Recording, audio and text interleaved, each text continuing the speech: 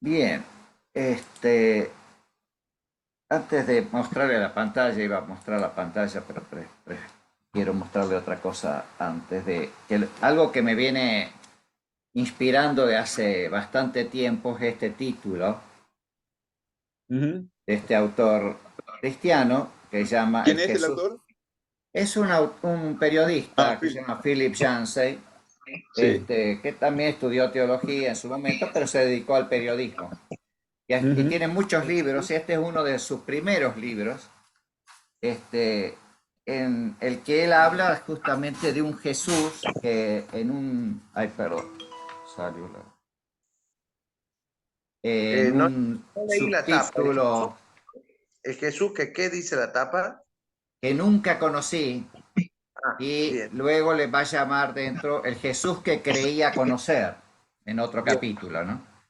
Es decir, mostrando eh, ese aspecto de la ignorancia que tenemos por el tema los cristianos, eh, porque se nos ha formado una idea, digamos, con respecto a Jesús, que la hemos mantenido por mucho tiempo, ¿no?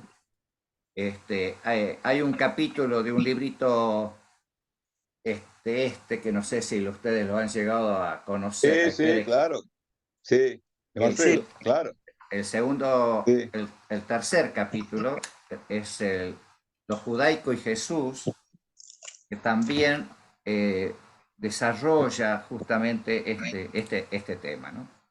Y entonces, basado un poquito en eso, empecé a pegar una googleada, como se dice hoy día, mirando otros títulos que hubiera, y me encontré con este artículo que desarrolla el tema de lo que este autor ha llamado el redescubrimiento judío de Jesús.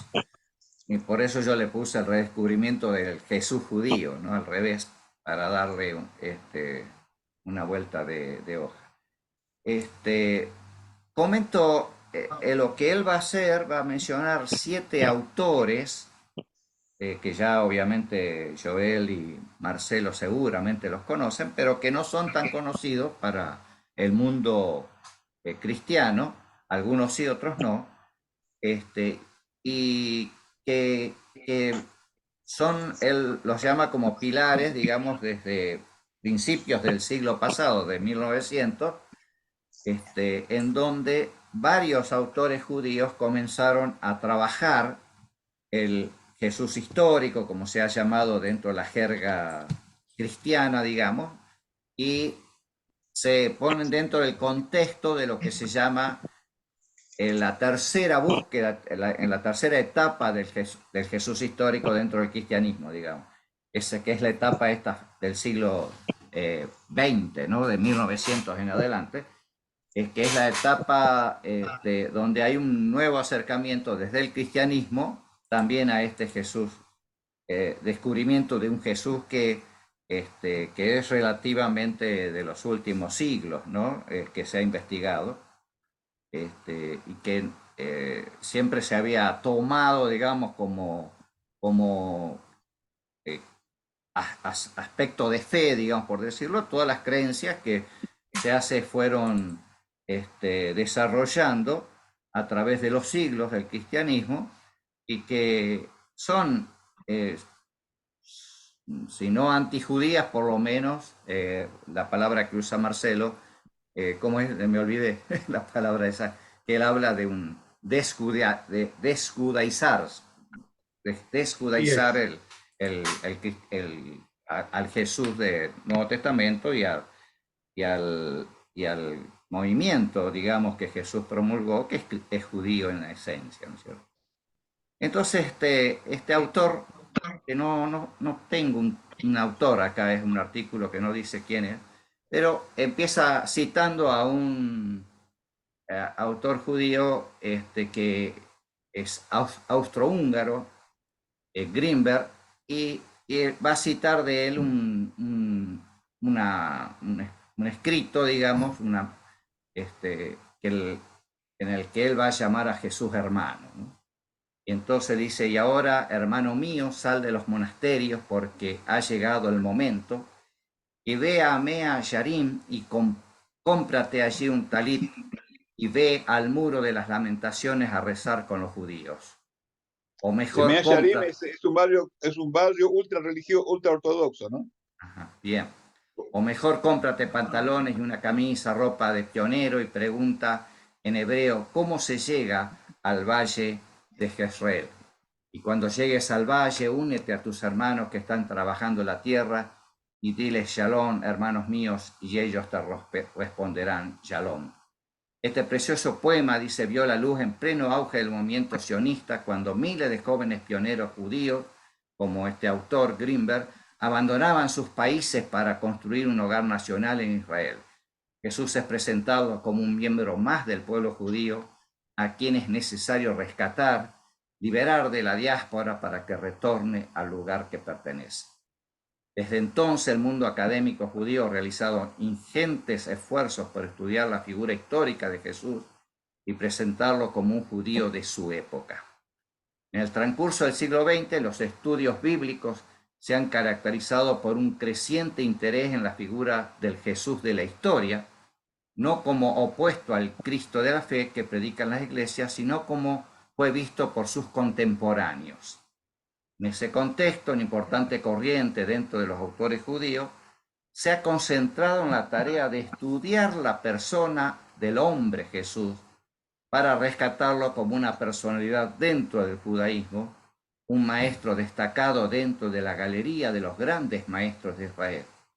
A través de una lectura sucinta de las obras de algunos autores judíos contemporáneos que se han ocupado de la personalidad de Jesús, se expone cómo tratan de rehabilitar su figura, considerándolo no solo como judío, como uno de los suyos, sino sobre todo como parte del patrimonio cultural y religioso de Israel, como uno de los grandes maestros de Israel. Y agrego yo en esta búsqueda a este otro autor que lo cita de esta manera, digamos, en su libro, va en un escrito, en un capítulo que se llama El Evangelio como documento de la historia, en un libro que se llama Judaísmo y Cristianismo, y él dice también, del siglo pasado, estamos hablando del siglo XX siempre, dice, un hombre que es judío en cada rasgo y detalle de su carácter, que manifiesta en cada gesto lo que es puro y bueno en el judaísmo. Este hombre pudo haber llegado a ser así solo en el ámbito del judaísmo y solo en este ámbito también él podía haber hallado discípulos y seguidores suyos como fueron ellos. Solo aquí en esta esfera judía, en esta atmósfera judía de confianza y anhelos, este hombre podía vivir su vida y encontrar su muerte. Un judío entre judíos. La historia y la reflexión judías no pueden pasarlo por alto ni ignorarlo. Y aquí entonces este escrito empieza a mencionar algunos de los autores. Primero habla de Joseph Klausner, que va a escribir este libro Jesús de Nazaret, su vida, su época, sus enseñanzas, que algunos autores van a decir que está escrito en 1907, este autor va a decir en 1922, pero en castellano recién fue traducido en el año 1971. Quien lo hizo la traducción creyó que era de tanto valor, a pesar de haber autores mucho más actualizados hoy y todo, de mucho valor para la época, ¿no es cierto? Él va a decir que Jesús de Nazaret fue un producto de Israel, un producto del judaísmo, no afectado por ninguna mezcla extranjera. Jesús fue judío y judío siguió siendo hasta su último aliento. Su único propósito fue implantar entre los hombres de su pueblo la idea de la venida del Mesías mediante el arrepentimiento y las buenas obras. Ahí yo voy poniendo entre paréntesis, luego yo les paso este escrito, así que entre paréntesis las páginas del libro en la edición castellana. La obra de Clauser fue pionera en presentar a un Jesús Nazaret muy cercano ideológicamente a los escribas y los fariseos. Descartó como carentes de valor los pocos textos de origen judío que suelen presentar como referentes a Jesús y utilizó solo los evangelios como fuente de información histórica, cosa que también dentro del cristianismo se va yendo hacia esa línea también, autores bien actuales que piensan que la fuente más cercana, con todas las, digamos, cautelas que hay que tener, porque son escritos no biográficos exactamente, pero que entre líneas van dándonos la época, nos van mostrando las costumbres judías y los pensamientos, etcétera, y creencias, ¿no? Y él entonces utilizó los evangelios como fuente informática histórica.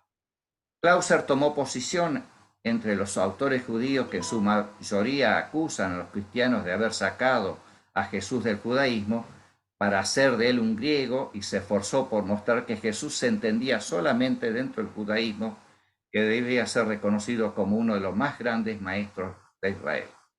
Tomó los relatos y los discursos de Jesús tal como se encuentran en los evangelios, sin discutir su historicidad, aunque reconoció que en estos los actos de la vida de Jesús se presentaban envueltos en la mitología cristiana, o sea, el envoltorio por el proceso que los mismos escritos fueron teniendo después, ¿no? Y especialmente en las interpretaciones cristianas que los escritos estos tuvieron. Sostiene que en Jesús su doctrina y proceder se entienden únicamente desde el contexto judío y fariseo en el que él vivió. Afirma enfáticamente que las enseñanzas de Jesús no se encuentran indicios de influencias extranjeras. Había muchos gentiles en Galilea, va a decir él, pero Jesús no fue de ningún modo influido por ellos. En sus días, Galilea era la fortaleza del más entusiasma patriotismo judío. Jesús habló arameo y no hay ningún indicio de que supiera griego. Ninguno de sus dichos presenta una señal clara de influencia literaria griega. Sin ninguna excepción es posible explicarlo por el judaísmo escritural y farisaico de su tiempo. También afirma que Jesús nunca se distanció del pueblo judío ni se opuso a él. Lo que se proponía estaba en perfecta armonía con las creencias y expectativas de los más piadosos entre los judíos. Ahí él va a decir, Jesús es el más judío de los judíos, más judío que Simeón ben Shetach, más judío incluso que Gilel, va a decir él, ¿no? Jesús había sido un rabí muy cercano a los fariseos. No encontramos ninguna brecha entre Jesús y los fariseos. No obstante esta cercanía, Clauser afirma que Jesús no pertenecía a su grupo. Más aún, las palabras y el comportamiento de Jesús provocaron la ruptura con los fariseos. Va a decir en otro párrafo, Jesús para el pueblo judío es un gran maestro de moral y un artista de la parábola. Es el moralista por excelencia, para quien en la vida religiosa la moralidad lo significa todo. El radicalismo de sus exigencias le parece impracticable porque no habló para todo Israel, sino para un pequeño grupo, sin tener en cuenta la situación en la que el hombre se encuentra en el mundo. Además, fuera de estas exigencias, Jesús no propuso un sistema de vida concreto para sus seguidores. El judaísmo no es solamente una moral, sino una forma de vida que se expresa por la religiosidad práctica, la cultura. Jesús solo abolió lo antiguo, pero no aportó nada nuevo, una organización de la sociedad, por ejemplo. Clauser señala dos errores de Jesús: haber creído en la inminencia del reino y en haberse presentado como el Mesías. Para este autor, Jesús estaba convencido que era el Mesías y se presentó como tal. Va a decir, desde el día en que fue bautizado por Juan, Jesús se consideró el Mesías y como tal estaba más cerca de Dios que cualquier otro ser humano. Por otra parte, como Mesías era el Hijo del Hombre que vendría en las nubes del cielo, cerca del anciano de días, de modo que estaba literalmente cerca de la divinidad. Por otro lado, era de él, del Mesías, de quien decía el Salmo, tú eres mi hijo, yo te he engendrado. Clauser afirma que Jesús fue condenado a muerte por haberse presentado como Mesías y no admite la afirmación de los que sostienen que fue llevado a la cruz por otros motivos. Sobre la cabeza de Jesús en la cruz había una inscripción, el Rey de los Judíos. Se infiere claramente que Jesús fue crucificado como Mesías. rey. Esto hace insostenible la hipótesis de que el Galileo no se declaró Mesías ni siquiera en el final y que siguió siendo solo un rabino fariseo, un profeta apocalíptico o un precursor del Mesías. Fue entregado a Pilato como falso Mesías y como tal lo hizo crucificar el procurador. Y en este estoy desarrollando un poco más, no se asusten los otros, voy a ser más breve, porque encontré más material por eso de esto, ¿no? En esta obra se muestra a Jesús bajo una luz positiva, y esto fue visto por cierto malestar por algunos judíos que se mantenían en la línea de una ruptura total entre Jesús y el judaísmo. El hecho de que el judaísmo haya dado origen al cristianismo prueba que el último se asemeja mucho al primero, pero el hecho que el judaísmo nunca se transformara en cristianismo y siguiera su propio camino testimonia de modo notable que en muchos aspectos ambas doctrinas difieren. Solo resta mostrar en qué se parecen y en qué se diferencian, sin discutir en absoluto si tales diferencias constituyen o no desventaja. Y acaba de decir ya este autor que estoy citando. En resumen, se puede decir que tanto ese autor primero, Beck, y Klausner inician en cierta forma la corriente de autores judíos que muestran a Jesús como un auténtico judío y atribuyen las diferencias entre judaísmo y cristianismo a una creación de la iglesia posterior a partir de San Pablo. El judío Wolfson utilizó el término reclamar cuando pocos años después escribió que Jesús será reclamado por los judíos, pero no como hijo de Dios ni Mesías, sino como un maestro Galilea, cuyas parábolas y sermones constituyen un tesoro literario perdido que merecen tener un lugar entre los de otros sabios de la antigüedad. Muy bien, ahora ya más breve, los siguientes autores son Paul Winter, otro también clásico, que a veces se ha citado en las charlas que ha tenido Joel. Desde prácticamente los inicios del cristianismo hasta la publicación de Notre Dame en el Concilio Vaticano II, la Iglesia había sostenido la idea de que los judíos eran un pueblo deicida, es decir, que los judíos habían matado a Jesús. En su obra, Paul Winter afirma que Jesús fue condenado a muerte por los romanos por razones políticas. Un segundo que estoy acordando que tenía que esperar al mecánico, pero no es. La Iglesia había sostenido la idea de que los judíos eran un pueblo deicida, es decir, que los judíos habían matado a Jesús. En su obra, Paul Winter afirma que Jesús fue condenado a muerte por los romanos por razones políticas. Winter sostiene que el movimiento que inició Jesús poseía un contenido político y promovía ideas revolucionarias. Su conclusión general es que Jesús fue juzgado por haber violado la ley romana, la de sedición, la crucifixión en una forma de ejecución romana, y la ley judía en aquella época nunca promulgaba esa condena, ni siquiera por los delitos capitales. Ahora me acuerdo del contexto que Joel citaba a Winter, en que él no está totalmente de acuerdo en esto, en el sentido de que hay una profecía, ¿no es cierto?, que nos muestra, que Joel nos muestra ahí, que está diciendo que lo que pasó debía haber sucedido por la profecía, ¿no?, que está en el Nuevo Testamento. La primera edición del Proceso de este libro, que apareció en 1961, revelaba amplios conocimientos, una erudición meticulosa y una visión judía comprensiva de Jesús de Nazaret.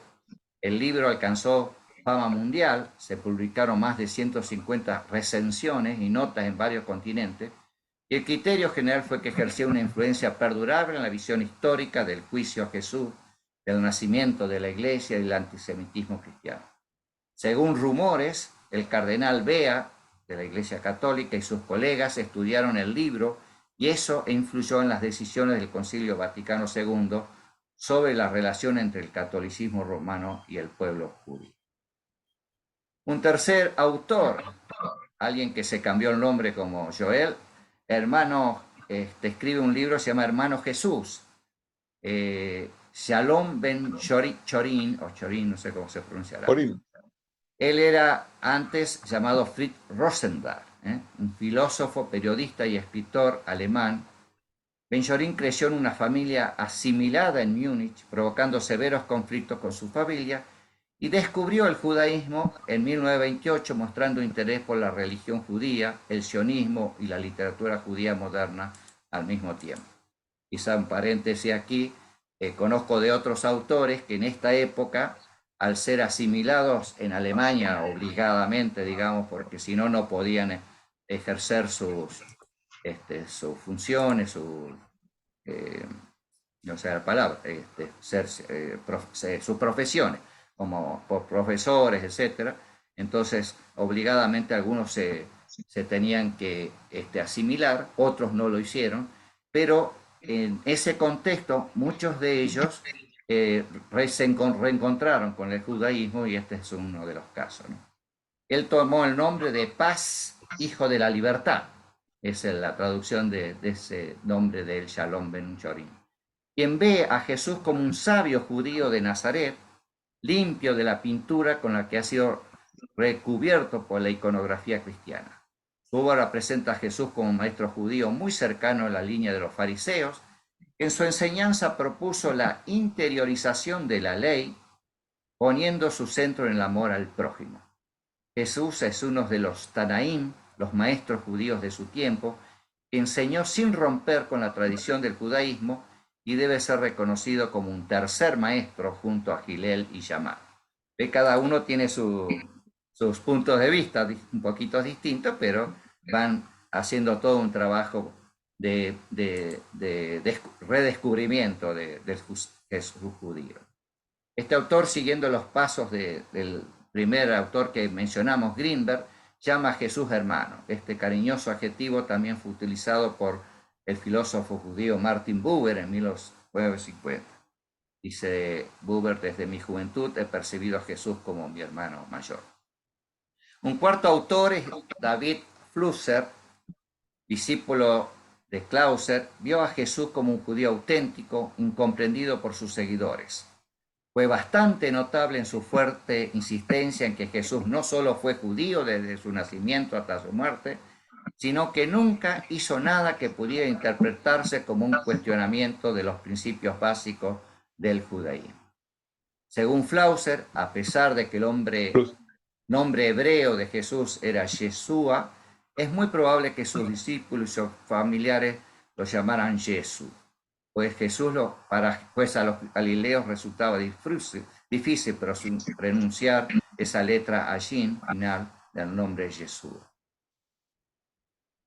Otro autor más conocido, ya por lo menos para mí, ya conocía, es Gesa Vermes. Él escribe Jesús el judío. Quizás uno de los grandes aportes de Gesa Vermes, judío húngaro, sobreviviente de la Shoah, fue el análisis profundo que realizó de la literatura rabínica y de los manuscritos del Mar Muerto para entender el contexto de la vida de Jesús. Es el resultado de 25 años de investigación interrumpida en la religión y literatura rabínica e intertestamental, incluyendo los manuscritos del Mar Muerto. Como indica el título de su obra, Jesús el judío sitúa a Jesús de Nazaret en su entorno galileo del siglo I. Vermes comparó a Jesús con otros judíos piadosos y carismáticos de su época. Según Gesa Vermes, las disputas entre Jesús y los fariseos de Galilea poseen cierta similitud con la desaprobación que muestra parte de la literatura rabínica hacia otros hacedores de milagros de la época. Vermes está interesado en que veamos que el inicio del cristianismo fue un movimiento religioso esencialmente judío entre el propio pueblo judío. Elimina muchos malentendidos que han deformado la persona de Jesús a lo largo de la historia. Después voy a decir cuáles, por lo menos, son algunos de los libros que se pueden encontrar en internet, y si les interesa, se los paso. Parte de la charla de hoy es justamente interesarnos a los cristianos a leer algunos de estos autores judíos para comprender su punto de vista con más profundidad. Un autor ya más moderno, recomendado por Marcelo, es Daniel Boyarín, y uno de sus libros, de muchos escritos de él, está Espacio Fronterizo. Judío ortodoxo y troquista, así se define Daniel Boyarín a sí mismo. En su obra, Boyarín defiende que el judaísmo rabínico y el cristianismo no terminaron de formarse hasta aproximadamente el siglo V. En la formación de ambas religiones, la dialéctica tuvo un papel fundamental. Ambos, judíos y cristianos, hicieron pasar ideas y pensamientos a ambos lados de la frontera que se estaban creando. Según Daniel Boyarín, durante los primeros siglos de existencia del cristianismo, judíos y cristianos compartían elementos en común. Las líneas fronterizas eran tan delgadas que resultaba difícil definir quién era judío y quién era cristiano. Hoy llamamos, dice él, protocristianos a los judíos que seguían a Jesús y los judíos a los judíos que no lo seguían. Y judíos a los judíos que no lo seguían. Pero en aquel entonces y durante mucho tiempo, todos eran judíos. Jesús de Nazaret, en opinión de Boyarín, fue mucho más conservador en su enfoque de la Torá que los fariseos de su época, que descendían de judíos que habían regresado del exilio en Babilonia con nuevas ideas.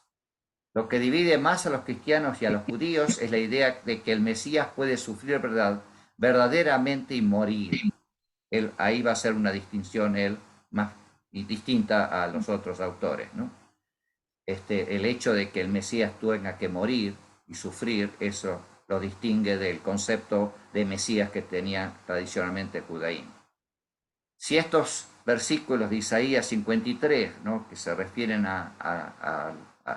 según el Nuevo Testamento al Mesías, se refieren efectivamente al Mesías, predicen explícitamente su sufrimiento y su muerte para redimir los pecados de los hombres.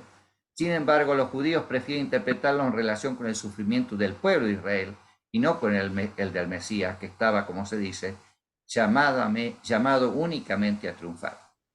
En síntesis, la teología del Mesías sufriente fue una respuesta apologética que intervino posteriormente para explicar el sufrimiento y la ignominia que Jesús soportó, ya que los cristianos lo consideraban el Mesías. En nuestros trabajos estudiamos cómo se puede encontrar en la literatura judía del tiempo de Jesús o del que lo precedió algunas ideas que fueron presentadas como las principales innovaciones de Jesús y de sus discípulos. Esta observación no quita nada de la dignidad y de la majestad de la historia cristiana, ni tampoco pretende hacerlo. Más que considerar al cristianismo como una invención, es preferible encararlo como uno de los caminos que toma el judaísmo, un camino tan antiguo en sus fuentes como el del judaísmo rabínico, lo cual muestra su propia grandeza. Muchos judíos, lo repito, dice él, esperan al Mesías divino humano, al Hijo del Hombre. Muchos han presentado a Jesús como ese hombre, pero otros no. Aunque haya pocas pruebas entre los judíos para un Mesías sufriente, hay también buenas razones, como trataré de demostrar en su libro, para considerar ese importante obstáculo de las ideas sobre el Mesías y sobre Jesús. Es decir, él va a tener en sus escritos este tipo de discusión. Y por último, para citar a una mujer, cito esta autora, Amy Shil Levine, el judío incomprendido. No está en castellano, yo lo traduje, pero es la traducción de su título. Ella cierra nuestra lista de 7 libros judíos para entender al Jesús histórico. Levine es profesora de estudios del Nuevo Testamento en la Universidad de Vanderbilt. Se define a sí misma como judía ortodoxa, moderna y feminista. En su libro, El judío incomprendido, Levine ilustra el esfuerzo desperdiciado que se ha invertido en oscurecer o distorsionar el simple hecho de que Jesús era judío. Jesús de Nazaret se vistió como judío, oró como judío, probablemente en arameo, instruyó a otros judíos sobre la mejor manera de vivir de acuerdo con los mandamientos dados por Dios a Moisés, enseñó como judío, discutió como judío con otros judíos y murió como miles de otros judíos en una cruz romana. Además de presentar una visión de Jesús en su contexto histórico, la obra de esta autora ofrece también varias propuestas para un mejor entendimiento entre judíos y cristianos en la actualidad. Y termina diciendo este autor de este escrito, estos autores, Greenberg, Clauser, Buber, Chorin, Winter, Vermes, Flusser, Boyarín y Levine son solo algunos autores e investigadores judíos que se han interesado en estudiar a Jesús de Nazaret. Los historiadores judíos fueron los primeros, décadas antes que comenzara esta llamada tercera búsqueda del Jesús histórico que mencioné al principio, en insistir al respecto del judaísmo de Jesús. Sus obras y escritos son de vital importancia, pues ofrecen una visión desdogmatizada y libre de prejuicios del Jesús histórico. Bien, y a esta lista de libros obviamente tenemos que agregar lo de Joel, que ya lo conocemos, y este que mencioné hace un ratito también de Marcelo. Así que el interés mío era básicamente presentar al mundo cristiano, para aquellos que no lo conocen, a estos autores y algunos de estos libros que tenemos acceso en internet y los que les interese leerlos, se los paso con gusto. Así que dejo ahora a los hermanos judíos que nos expliquen algunas de las cosas que ellos dicen, si les parece interesante ampliar, ya que posiblemente ellos los conocen más que yo, pues, obviamente. Y si hay preguntas, también. Bueno, ahí nos dice Marcelo. No, por favor. Guillermo de que No, Marcelo. se tuvo que ir, que llegó el médico. ¿Ustedes me oyen hablar? Perfectamente, Sí. Marcelo. Perfecto. Ah, bueno, qué suerte. Pensé que no tenía sonido.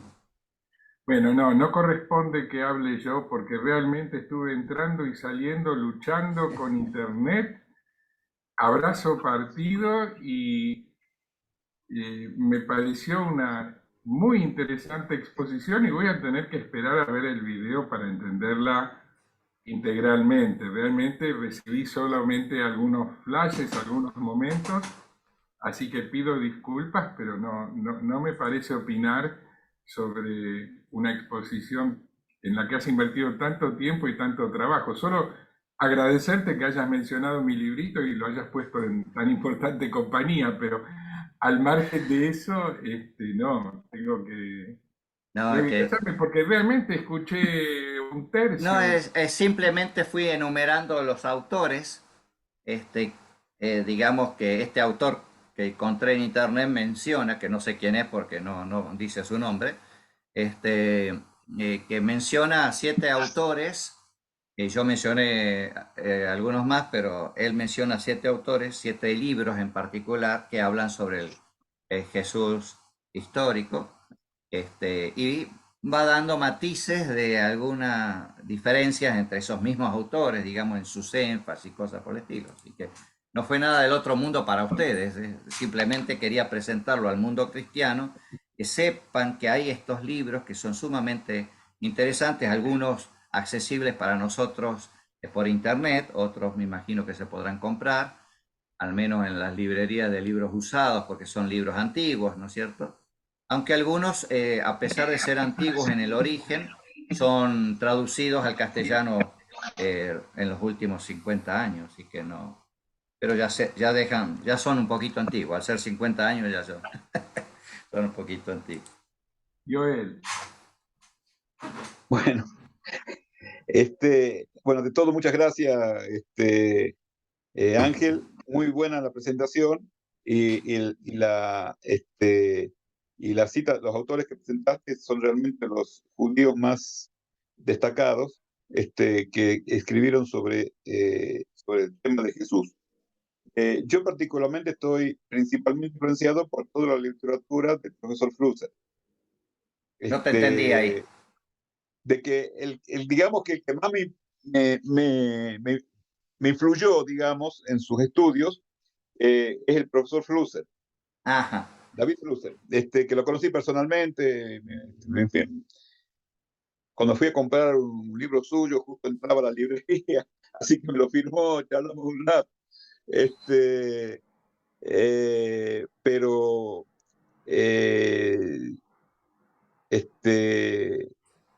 me parece que es muy, muy importante el aporte que él hace a su estudio de Jesús, ¿no?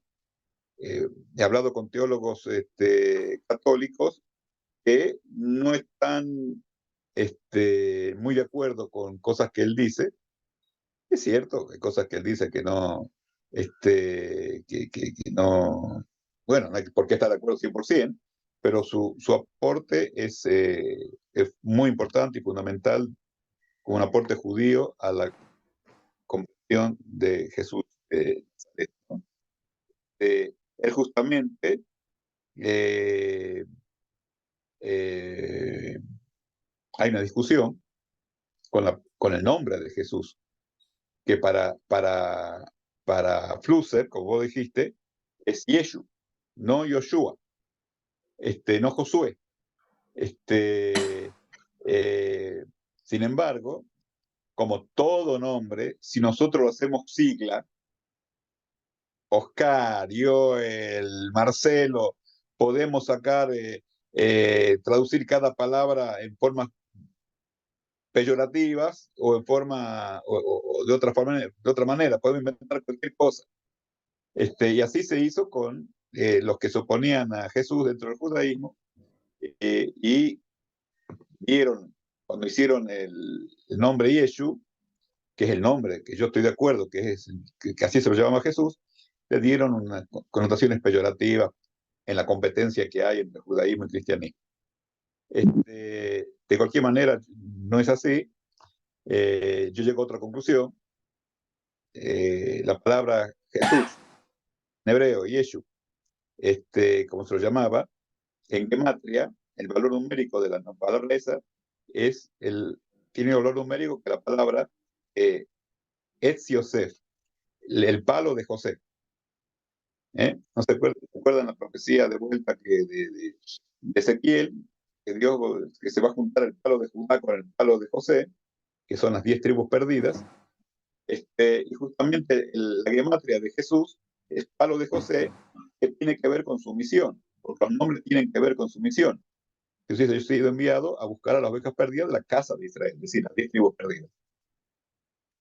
Y su nombre tiene que ver justamente, el valor numérico del nombre de Jesús tiene que ver con, con, eh, con,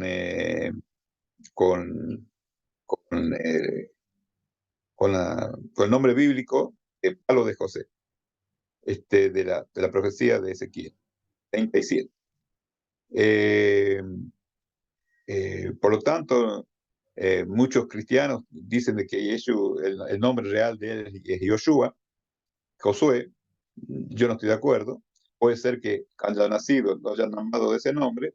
Husserl mismo dice de que los galileos no pronunciaban la letra Ain, que es Yoshua, entonces quedó Yeshu, pero por ese detalle.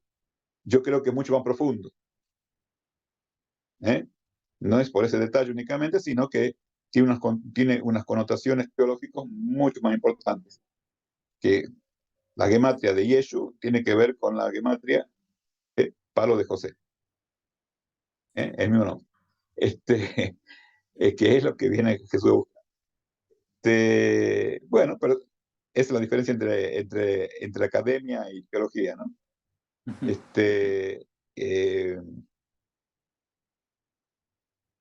Cuando dice de que Jesús fue ¿cómo es?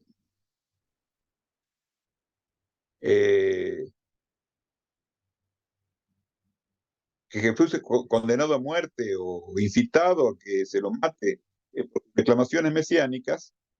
¿Quién dice eso? Creo que no sé a quién citamos que dice eso. Tampoco estoy muy de acuerdo con eso. Sino que era la profecía que de los rabinos en el Nuevo Testamento. Dice Jesús, conviene que Jesús muera por la nación, y no solo por la nación, sino para congregar en uno a los hijos de Dios que estaban dispersos. Entonces, en ese sentido, hay una especie no quiero usar la palabra complot, pero de incitación a los romanos de que se ejecute a un presunto incitador o rebelde, o alguien que se rebelaba contra el imperio romano, no contra el judaísmo. no se mataba a nadie que se rebele contra el judaísmo. Los romanos no lo mataban, sino a alguien que atente contra el Imperio Romano. Por supuesto que a nivel esotérico, a nivel más profundo, entra Jesús contra el Imperio Romano, porque él viene a combatir la idolatría. Y lo logra. ¿Eh? En ese sentido tiene éxito. Hasta el día de hoy, ¿verdad? Pero los romanos no sabían. ¿Qué otra cosita noté por acá?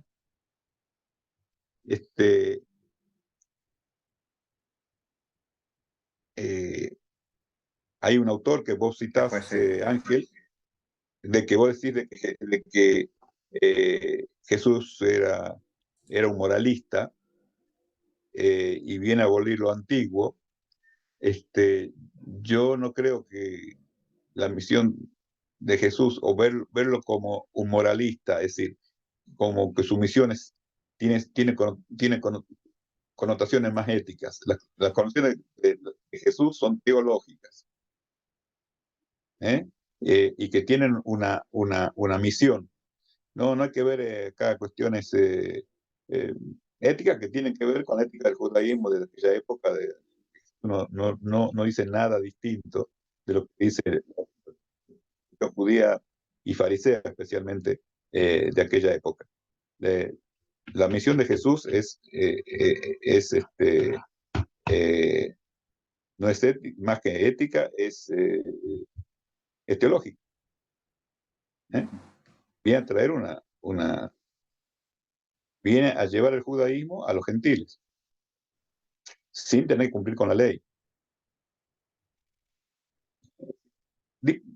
Lo que es la misión del judaísmo en general, o de la religión de Israel en general, es difundir el monoteísmo, la fe en el único Dios.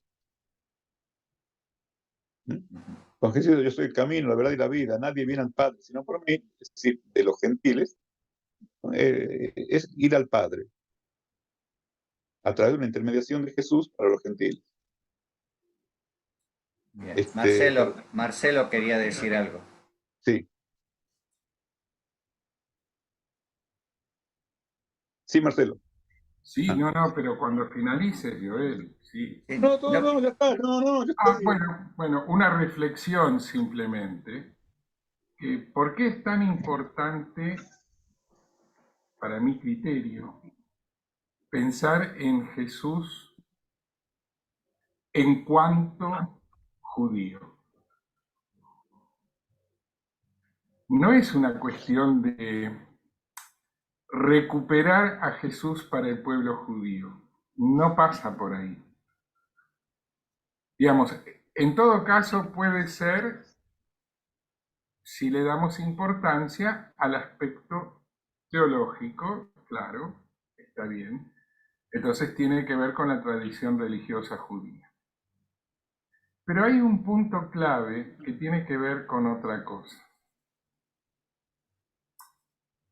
Una carta termina de escribirla el que la lee, porque las mismas palabras dichas por otra persona quieren decir otra cosa, y escuchadas por otra persona también quieren decir otra cosa.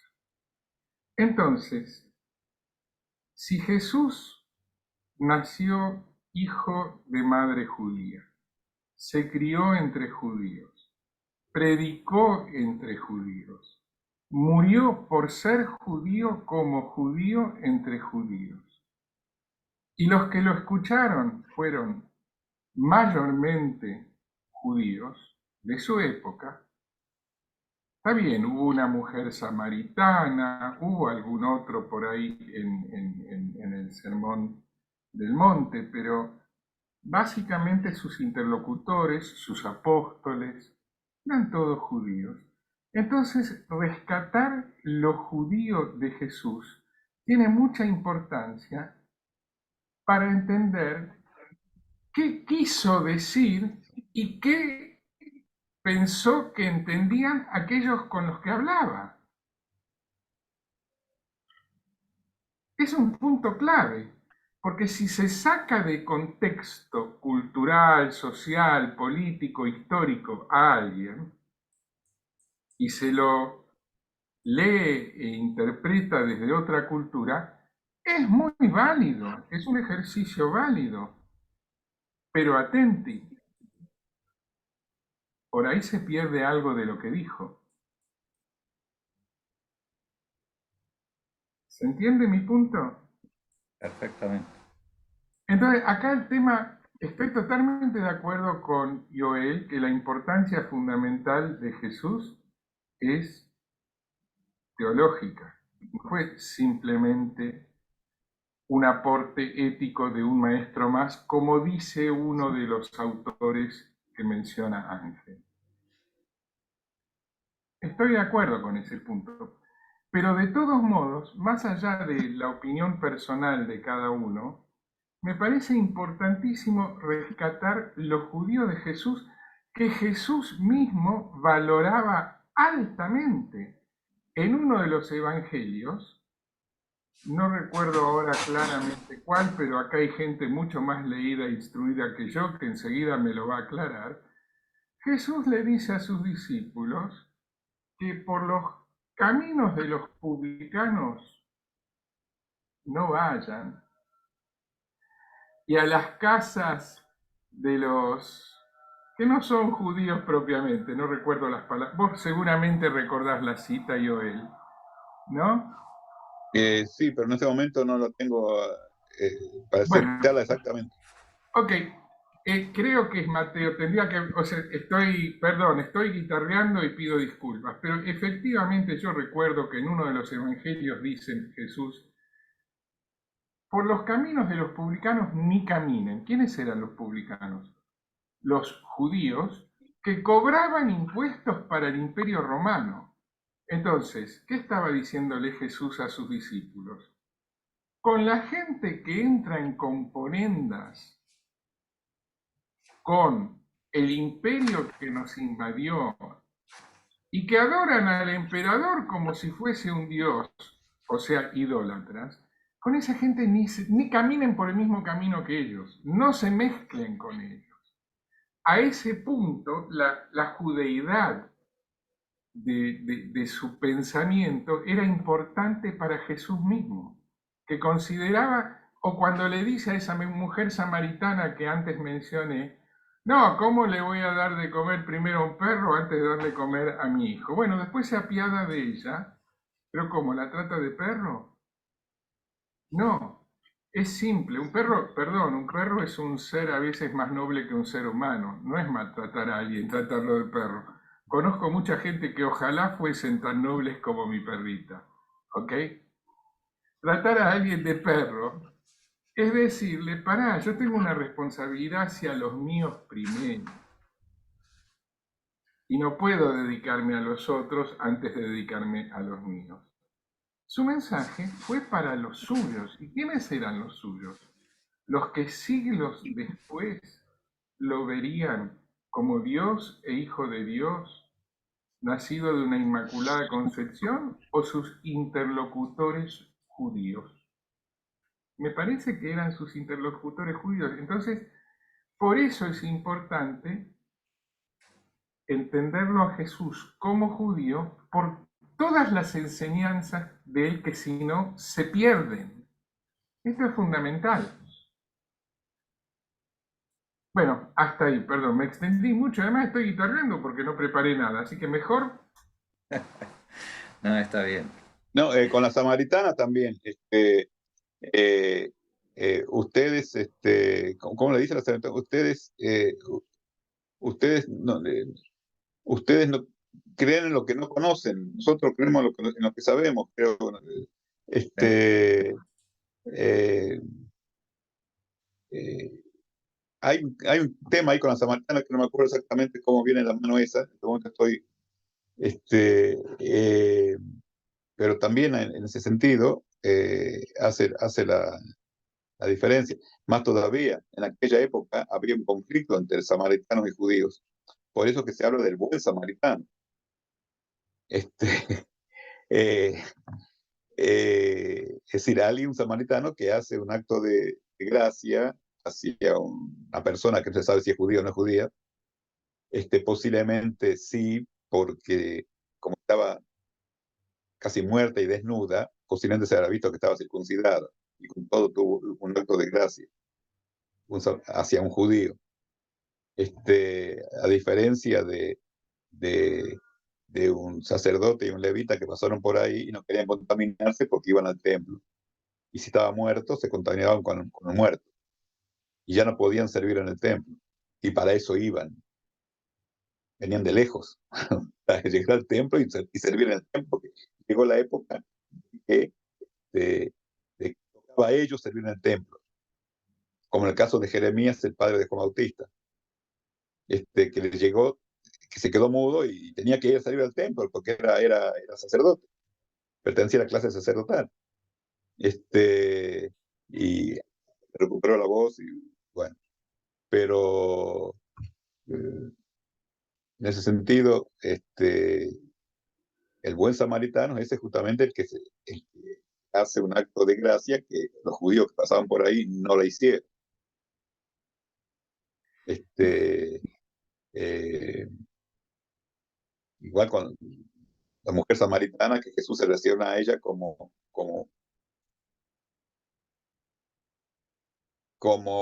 a una igual, digamos, una judía, cuando había conflicto entre samaritanos y judíos. Hay que tener en cuenta eso, de que había un conflicto en aquella época entre los judíos y los samaritanos.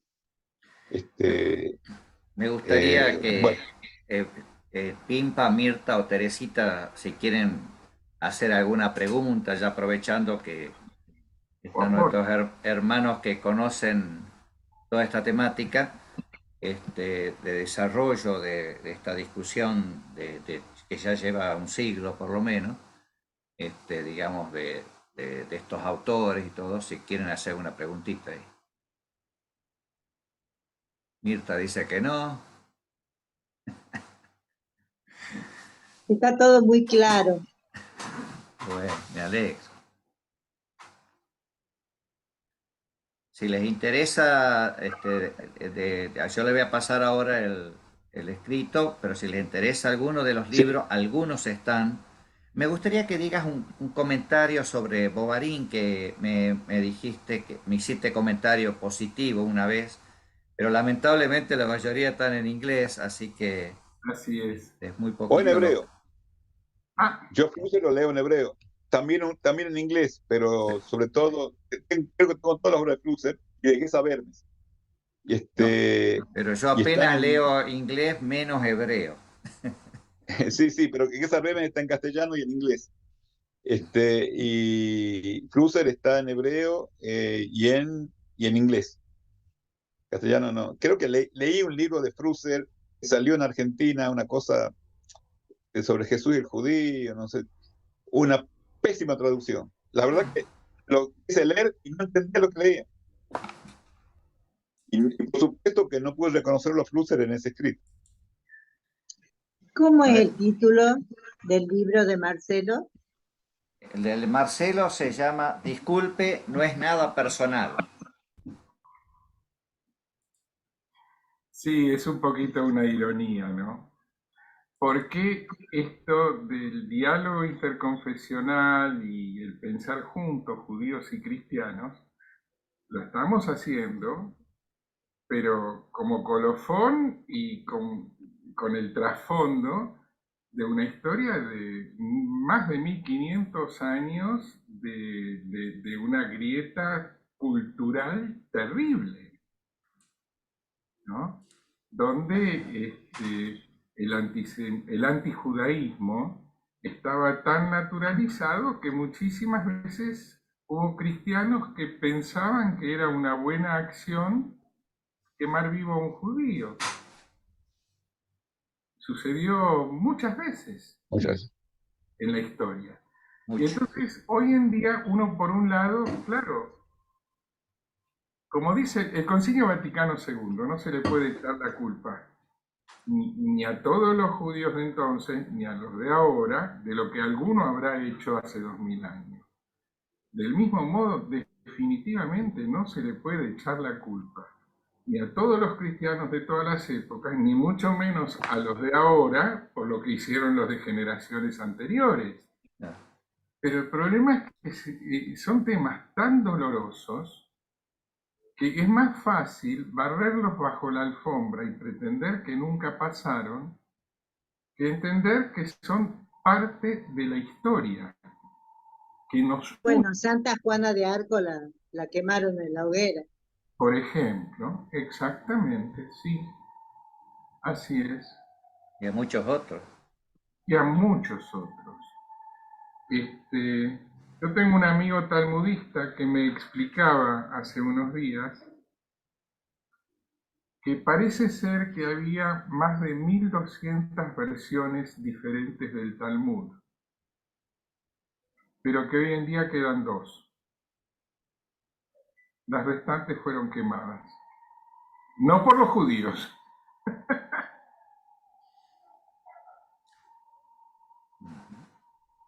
O sea, un tesoro cultural para la humanidad que fue quemado.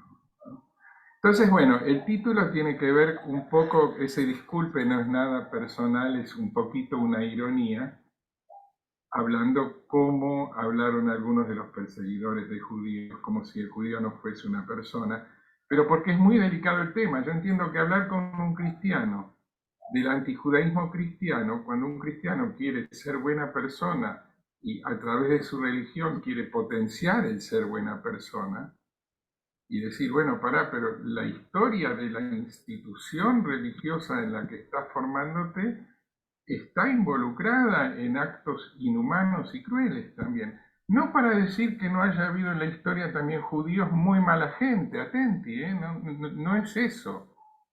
Pero es muy delicado el tema del antijudaísmo.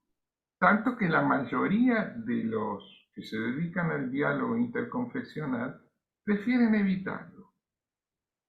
Somos todos buena gente y lo dejamos en el pasado. Y yo creo que es un error que es muy difícil no resultar antipático por los obvios sentimientos de culpa que puede despertar en alguien que se quiere identificar con una iglesia, el hablar de estas cosas, pero que barrerlas bajo la alfombra tampoco es la solución. Entonces es una situación un poco dilemática. Y otro tema más con Marcelo es de que uno se está escapando del diálogo teológico por temor a reventar el tema. Como el diálogo teológico tendría que, yo creo, por eso estamos a favor, porque creemos que el diálogo teológico nos va a unir más, no nos va a separar. Pero la mayoría de los judíos y de los cristianos tienen miedo de que el diálogo teológico reviente el acercamiento que se está logrando hoy en día, ¿no? Así es. Y entonces lo que se llama diálogo judeo-cristiano muchas veces termina siendo una cosa más diplomática, de gente simpática, con ganas de hacer algo bueno, pero evitando los problemones. Y por ahí los problemones en un grupito pequeño como este, que tiene además muchos años de conocerse la gente que participa, en una de esas tenemos suerte y se pueden trabajar un poquito más. Yo quiero contestar a lo que me preguntó Ángel recién, De Boyarín. de Daniel Boyarín. Daniel Boyarín es efectivamente, él es ortodoxo y se define como trotskista. Y es un pensador muy poco convencional. Tuve el gran honor de poder no solo traducir un libro de él al castellano, sino también de escribir el prólogo. Y entonces me comuniqué un poco con él antes de publicar el prólogo, porque mi prólogo era un poco atrevido y no tenía tanto que ver con el libro de él, sino que con lo que pienso yo. Y entonces tuve oportunidad un poco de intercambiar con él. Y la verdad es que aprendí muchísimo.